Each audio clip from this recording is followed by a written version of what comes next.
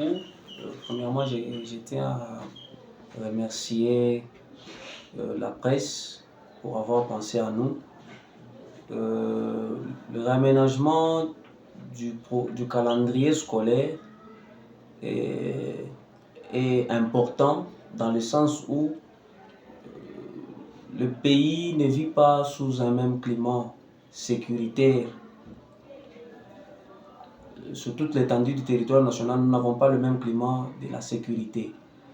Alors, l'État congolais a suggéré ce prolongement dans le sens où les épreuves certificatives doivent se passer au même moment et partout,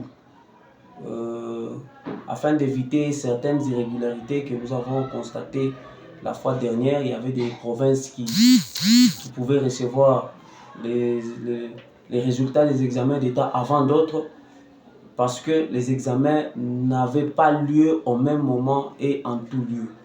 Voilà pourquoi nous sommes aussi motivés, dans le sens où nous allons tous bénéficier de la passation de cet examen, de ces épreuves, notamment les examens d'État.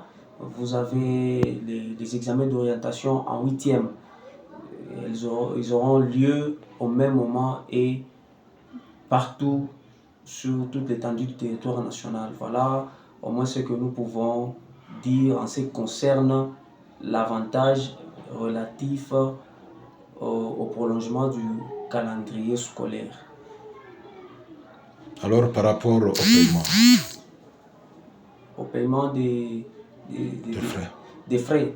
Oui, c'est à ce niveau où se situe le problème, dans le sens où nous sommes des établissements d'enseignement privés. Bien sûr, nous avons tous un même ministère qui gère et les établissements d'enseignement public.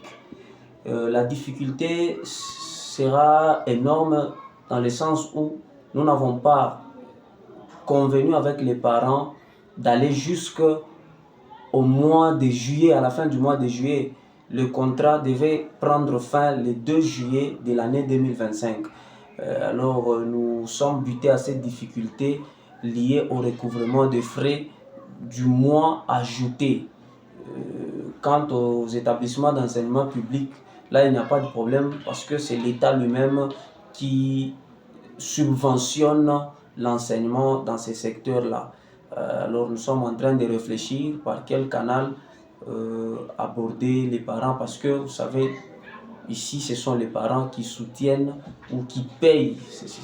C'est la part des parents qui permet à l'investisseur, le promoteur, s'il faut dire comme ça, qui est partenaire, de pouvoir payer ces employés qui sont les enseignants, les préfets que nous sommes. Voilà au moins la difficulté devant laquelle nous sommes. Qu'est-ce que vous proposez en lieu et place de l'État? Qu'est-ce que vous proposez pour les écoles privées? Bon, pour les écoles privées, nous pouvons proposer l'idée suivante. Il y a ce que l'on appelle les frais de fonctionnement. S'ils peuvent aussi voir, dans la mesure du possible, diminuer sur la clé de répartition, revoir,